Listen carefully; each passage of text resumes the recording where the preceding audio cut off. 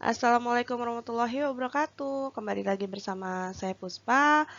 Materi hari ini masih di kelas Decision Making adalah why analysis atau kadang juga dibilang analisis 5 why. Padahal nggak 5 juga sih, why-nya bisa lebih dari 5 ya. Oke, apa itu why analysis atau why analysis atau 5 why analysis? Kita simak berikutnya.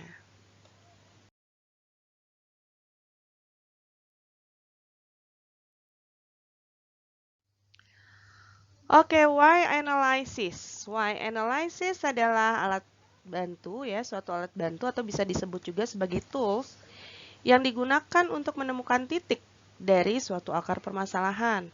Nah, tools ini membantu Anda untuk mengidentifikasi akar masalah atau penyebab dan ketidaksesuaian pada suatu proses atau bisa juga pada suatu produk. Nah, dijelaskan lebih lanjut ya, why itu satu kata yang berasal dari bahasa Inggris. Jika diterjemahkan dalam bahasa Indonesia artinya adalah mengapa. Dan analisis itu sendiri adalah suatu analisa yang digunakan atau dilakukan oleh seorang pakar atau orang biasa untuk menemukan suatu kejanggalan. Jadi inti dari why analysis adalah suatu analisa yang dilakukan dengan mengajukan 5 pertanyaan yang diawali dengan kalimat tanya, mengapa? Untuk menemukan masalah dalam analisa, kita diharuskan menggunakan kalimat tanya yang diawali dengan mengapa. Dengan berulang kali mengajukan pertanyaan mengapa, Anda dapat mengupas lapisan gejala yang dapat menyebabkan akar penyebab permasalahan. Sudah sangat sering alasan dari beberapa orang yang menyatakan masalah itu akan membawa Anda ke pertanyaan yang lain. Meskipun teknik ini dinamakan 5 why analysis, Anda mungkin hanya perlu mengajukan beberapa pertanyaan yang lebih sedikit dari 5. Atau mungkin bahkan Anda harus melanjutkan beberapa pertanyaan yang artinya 5 pertanyaan saja belum merujuk pada akar permasalahannya. Sehingga mengharuskan Anda untuk bertanya lebih banyak dari 5 pertanyaan untuk menemukan titik akar permasalahannya.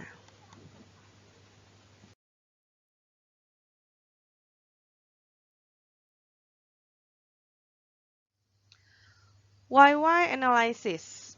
Why analysis memetakan gejala dan masalah sebagai sebuah diagram interaktif. Bisa dibuat atau dibentuk diagramnya juga.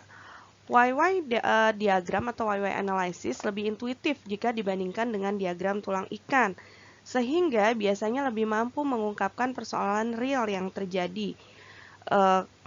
Karena diagram ini tidak bertumpu pada kaidah standar manusia, mesin, metode, material sebagai penyebab gejala, namun membiarkan identifikasinya itu mengalir, bergulir begitu saja sesuai dengan jawaban mengapa hal ini dapat terjadi. Nah, tetapi biasanya juga why diagram ini seperti pada saat saya menjelaskan fishbone diagram itu bisa digunakan bersamaan. Jadi why analysis biasa digunakan juga bersama dengan diagram tulang ikan atau fishbone diagram dengan menggunakan teknik iterasi dengan bertanya mengapa dan diulang beberapa kali sampai menemukan akar masalahnya. Why analysis adalah suatu metode yang digunakan dalam root cause analysis dalam rangka untuk menggali penyebab masalah atau penyebab dari defek yang lebih mendalam secara sistematis untuk menemukan cara penanggulangan yang lebih dalam pula. Nah, teknik ini awalnya dikembangkan oleh Sakichi Toyoda dan digunakan dalam Toyota Motor Corporation selama evolusi metodologi manufaktur. Nah, ini adalah komponen penting dari pelatihan pemecahan masalah, disampaikan sebagai bagian dari induksi ke dalam Toyota Production System. Kalian bisa baca sendiri ya tentang ini, menarik nih, TPS. Nah, arsitek dari sistem produksi Toyota, Taichi Ohno, menggambarkan metode 5 why sebagai dasar pendekatan ilmiah Toyota dengan mengulangi mengapa sebanyak 5 kali. Sifat dari masalah serta solusinya bisa menjadi jelas dengan menanyakan 5 why ini. Nah, alat ini telah terlihat digunakan secara luas di luar Toyota. Bahkan sekarang digunakan dalam Kaizen, Lean Manufacture, dan Six Sigma. Ini nanti ada penjelasan lebih lanjut, dan ini sebenarnya sudah ada di mata kuliah yang lainnya waktu itu yang pernah saya jelaskan tentang manajemen di Kaizen, Six Sigma gitu ya. Jadi dalam mata kuliah ini tidak akan dibahas lebih lanjut mengenai ini. Nah, sebagian besar permasalahan itu tidak membutuhkan analisis statistik yang kompleks, tapi membutuhkan usaha yang keras serta detail dalam memecahkan masalah. Solusi yang hanya melihat akibat tanpa menggali lebih dalam sampai pada why terakhir dapat berakibat solusi perbaikan yang dilakukan terlalu dangkal dan dapat dipastikan sesungguhnya masalah tersebut belumlah tuntas. Ini yang perlu dihindari. Nah, untuk itu 5 method atau 5 why analysis atau why analysis sering dipergunakan. Konkretnya, tanyakanlah 5 kali mengapa pada suatu masalah yang membutuhkan penanggulangan, baik masalah besar yang rumit maupun persoalan kecil yang sederhana. Penyelesaian masalah yang hanya seolah-olah kelihatan tuntas dapat berakibat fatal dengan munculnya masalah yang lebih rumit dan kompleks. Terkadang kita perlu mengeluarkan biaya besar hanya karena kita lalai mengabaikan hal kecil.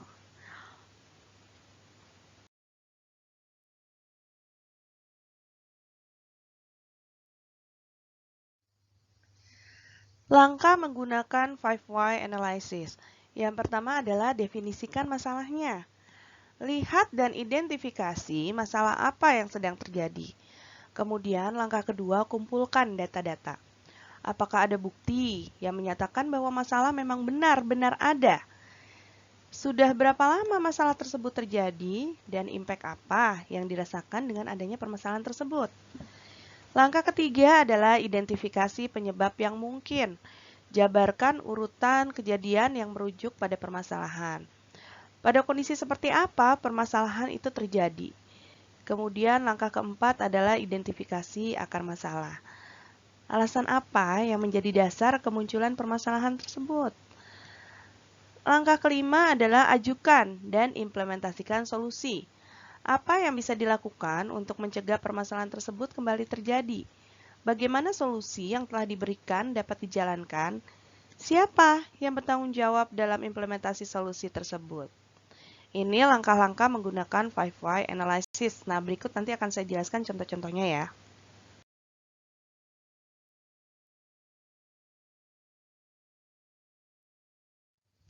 Contoh dari why analysis. Permasalahannya adalah selalu terlambat masuk kelas jam pertama. Nah, siapa yang seperti ini? Mudah-mudahan gak ada ya. Nah, why pertama, mengapa setiap hari bisa terlambat ke kampus atau terlambat masuk kelas? Nah, jawabannya adalah terlambat karena ketinggalan kereta. Why kedua, mengapa bisa ketinggalan kereta? Karena kesiangan sampai di stasiun. Mengapa Anda bisa kesiangan sampai di stasiun? Jawabannya karena saya terlambat bangun pagi. Mengapa Anda bisa terlambat bangun? Karena saya baru bisa tertidur setiap pukul 2 pagi. Mengapa Anda baru tertidur pukul 2 pagi? Karena saya selalu menemani ayah saya minum kopi malam hari, sehingga saya sulit tidur cepat. Jadi baru bisa tertidur jam 2 pagi. Gitu, ada yang seperti ini. Bahkan ada sampai sini masalahnya sama, yang terakhirnya karena hobinya baru bisa tersalurkan di malam setelah maghrib untuk ngoprek-ngoprek hardware komputer. Jadi dikoprek gitu, dibongkar, nah itu sampai hampir pagi. Nah, baru bisa tidur. Jadi hampir setiap kali itu kesiangan, sehingga kompensasinya juga sudah banyak banget karena keterlambatan. Itu ya.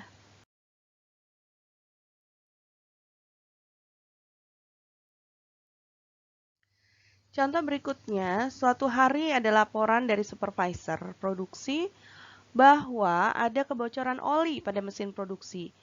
Maka dengan 5Y kita bisa bertanya, kenapa ada oli di lantai? Nah, karena mesin meneteskan oli. Kenapa mesin meneteskan oli? Karena gasketnya rusak. Mengapa gasketnya rusak? Karena gasketnya sudah lama tidak diganti. Mengapa tidak diganti? Karena tidak ada standar penggantian. Mengapa tidak ada standar penggantian? Karena belum dibuat standar penggantian. Jadi akar masalah dari kebocoran oli itu karena tidak ada standar penggantian oli. Berapa bulan sekali atau berapa lama sekali. Nah, karena itu jadi olinya bocor. Berarti yang mesti dibuat adalah standar penggantian atau SOP untuk penggantian oli mesin.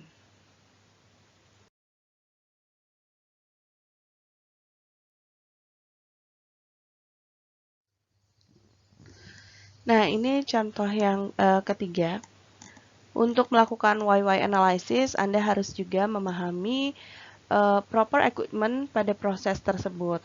Hal ini untuk mencegah munculnya asumsi atau opini yang membuat Anda juga tersesat ketika melakukan proses YY analysis. Jawaban setiap Y itu harus berdasarkan apa yang terjadi di lapangan. Nah, melakukan YY analysis juga harus melibatkan pihak-pihak yang bersentuhan dengan masalah yang terjadi. Jadi jangan manajemen saja tapi yang di lapangan kalau memang masalah tersebut terjadi di lapangan. Nah, dalam pertanyaan why akan dijumpai masalah-masalah yang perlu solusi. Solusi-solusi tersebut digolongkan ke dalam dua kategori, yaitu perbaikan dan pencegahan. Berikut contoh YY analysis yang pernah dilakukan ya. Ini contoh saya ambil dari lihat dari ini ada satu tulisan. YY analysis isunya mesin mobil overhead. Proper equipment-nya yang berhubungan dengan itu ada radiator, water temperature sensor, thermostat, kabel penghubung, kipas pendingin, relay, sama ECU. Kira-kira nih apa yang terjadi? Proper operation-nya radiator mengaliri mesin, mengambil panas mesin, kemudian mengalir ke radiator untuk kemudian kembali didinginkan. Proses bersirkulasi secara terus-menerus. Nah, kemudian ECU itu akan men-trigger relay untuk memutar kipas pendingin pada suhu 90 derajat oleh WTS, Water Temperature Sensor. Nah, kipas berhenti berputar kalau suhu radiatornya kurang dari 80 derajat. Kipas berputar start-stop untuk menjaga keawetan motor. Keawetan motor kipas dan suhu mesin. Jadi kita harus tahu proper operation-nya itu seperti apa. Nah, why pertama, mengapa mesin mobil overhead? Karena temperatur airnya lebih dari 100 derajat. Nah, kenapa temperatur airnya bisa lebih dari 100 derajat? Karena tidak terjadi proses pendinginan, jadi airnya tinggi temperaturnya. Tidak terjadi proses pendinginan pada air yang tersirkulasi di radiator. Kenapa bisa tidak terjadi proses pendinginan? Karena kipasnya tidak berputar. Mengapa kipasnya tidak berputar? Karena relay tidak terhubung untuk mengaktifkan kipas, jadi kipasnya mati. Kenapa relaynya tidak terhubung? Karena tidak ada sinyal dari ECU yang di-trigger oleh WTS. Nah, kenapa bisa tidak ada sinyal? Karena WTS-nya membaca suhu yang tidak tepat.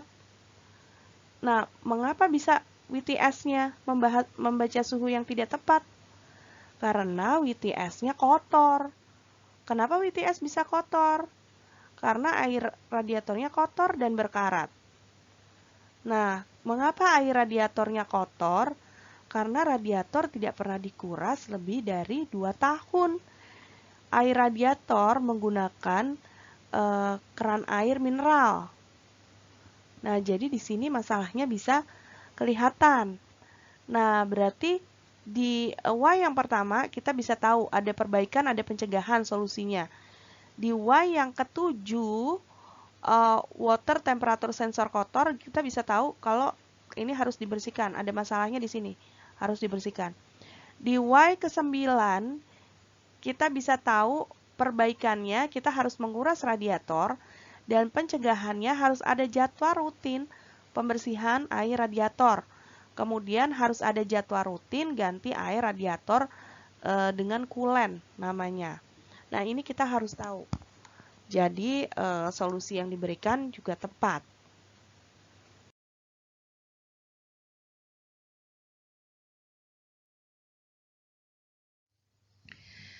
Nah, manfaat menggunakan why analysis atau 5 why analysis. Yang pertama, dapat membantu kita mengidentifikasi akar penyebab dari permasalahan. Yang kedua adalah menentukan hubungan antara akar penyebab yang berbeda dari masalah. Nah, yang ketiga, salah satu tools yang paling sederhana dan mudah untuk menyelesaikan tanpa melakukan analisis statistik. Oke, apabila ada pertanyaan, silakan komen di bawah ini. Kemudian, apabila ada masukan, silakan diberikan masukan di bawah ini. Jangan lupa share, komen, subscribe, dan aktifkan loncengnya untuk setiap kali, biar ada notifikasi untuk setiap kali perkuliahan yang masuk. Oke, terima kasih.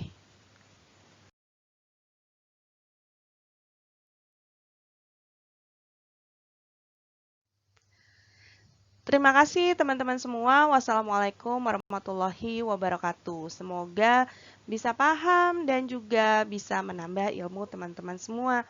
Terima kasih, sampai ketemu.